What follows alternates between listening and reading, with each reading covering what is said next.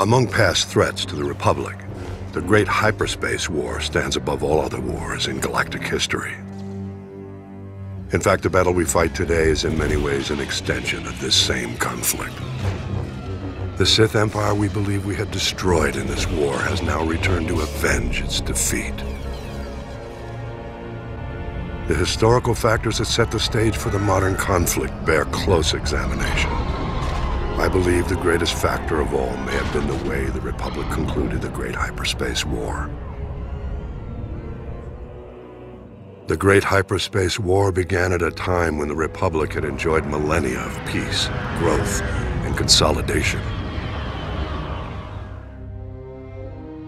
In contrast, the Sith Empire was ending its centuries-long adolescent period. Undiscovered by the Republic, the Sith had conquered all of the star systems near Korriban. They were now seeking new opportunities for expansion.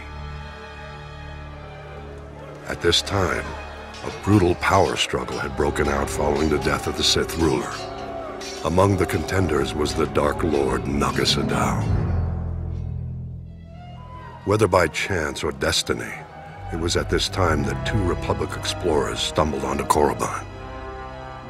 Naga Sadow seized this opportunity to gain political advantage. The explorers were imprisoned as spies, but Naga Sadow staged an attack to liberate the explorers. He left evidence, suggesting the attack was a Republic military operation.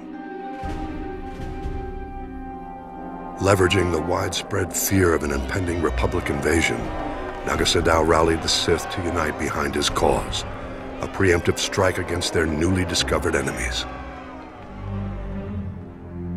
Eager for war, the people embraced Naga Sadow as their new ruler. His first act was to launch a vicious assault against the Republic. The Sith armies attacked on several fronts, including Coruscant itself. Naga Sadow commanded all his forces from a meditation sphere suspended over a giant star. The initial onslaught overwhelmed the Republic's unprepared defenses. The Sith Empire's victory was almost assured, but as happened so often, the dark side turned upon itself.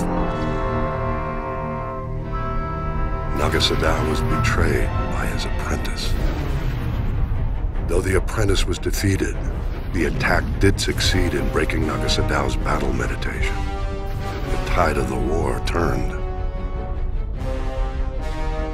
The Sith were lost without their leader's direction, and the Republic forces soon chased the invaders back to the very doorstep of Naga Sadow's meditation sphere. Recognizing his imminent defeat, the Sith Lord abandoned his forces and started a chain of events to destroy the nearby star and everything in its vicinity. Naga Sadow fled back to Korriban, only to discover renewed opposition to his rule. Civil war broke out, whittling away what was left of the Sith Empire's already weakened armies. Naga Sadow defeated the upstarts, but the Sith were defenseless when the Republic fleet attacked shortly thereafter. As the Republic fleet wiped up what remained of the Sith military, Naga Sadow fled again, this time into permanent exile on Yavin 4. It was at this moment the Republic made what might now be considered a mistake. The Sith no longer posed a threat to the Republic, but the Supreme Chancellor was unsatisfied. Jedi and Republic forces were sent to Korriban and other Sith planets to ensure no remnants of the Sith Empire remained.